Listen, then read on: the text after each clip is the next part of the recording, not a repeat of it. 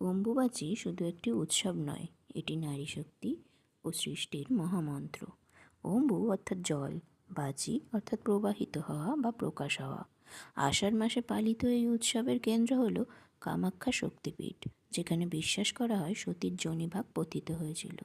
তাই এখানে কোনো মানবাকৃতির মূর্তি নয়, পূজিত হয় সৃষ্টি শক্তির প্রতীক এক প্রাকৃতিক শিলাখণ্ড।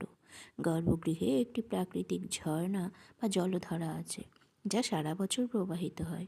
কামাখ্যার এক বিশেষ রূপে দেখা যায় দেবী শিবের বুকে পা রেখে নাভিবদ্ধে বিরাজমান। এর অর্থ শিব ও শক্তি একে অপরের পরিপূরক। শিব নিস্তরঙ্গ চৈতন্য, আর শক্তি হলেন সৃষ্টি, গতি ও কর্ম। শক্তি ছাড়া শিব নিষ্ক্রিয়, আবার শিব ছাড়া শক্তির প্রকাশ অসম্পূর্ণ। তাই এই রূপে সৃষ্টির দুই চিরন্তন তত্ত্বের মিলন প্রকাশ পেয়েছে। দেবীর একাধিক মাথাও গভীর প্রতীকের বাহক। প্রতিটি মুখ এক একটি জ্ঞান, এক একটি শক্তি, এক একটি চেতনার স্তরকে নির্দেশ করে। মানুষের জ্ঞান যেখানে সীমিত, দেবীর বহু মস্তক সেই অসীম জ্ঞান, সর্বদর্শিতা এবং মহাশক্তির প্রতীক। অম্বুবাচীর সময় মন্দির কয়েকদিন বন্ধ থাকে। ভক্তরা বিশ্বাস করেন এই সময় মা কামাখ্যা ঋতুমতী হন। কেউ একে অলৌকিক ঘটনা বলে মানেন, কেউ প্রতীকী তত্ত্ব হিসেবে দেখেন। বিজ্ঞানীরা এবং গবেষকরা ভৌগোলিক ও প্রাকৃতিক কারণকে প্রাধান্য দেন।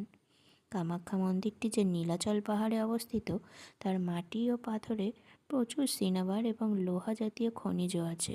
সিনাবারের রং টকটকে লাল বা সিঁদুরের মতো। জুন মাসে ভারী বৃষ্টির কারণে মাটির নিচের জলস্তর বেড়ে গিয়ে পাহাড়ের লাল খনিজ উপাদান ও সিনাবার ধুয়ে ভূগর্ভস্থ ঝর্ণা ও ব্রহ্মপুত্র নদের জলে মিশে যায়, যার ফলে জল লালচে দেখায়। অম্বুবাচীর মূল বার্তা একটাই: নারীর সৃষ্টি শক্তি জীবনের উৎস। যে শক্তি থেকে সৃষ্টি হয়, সেই শক্তিকে শ্রদ্ধা করতে হয়। कहते हैं ना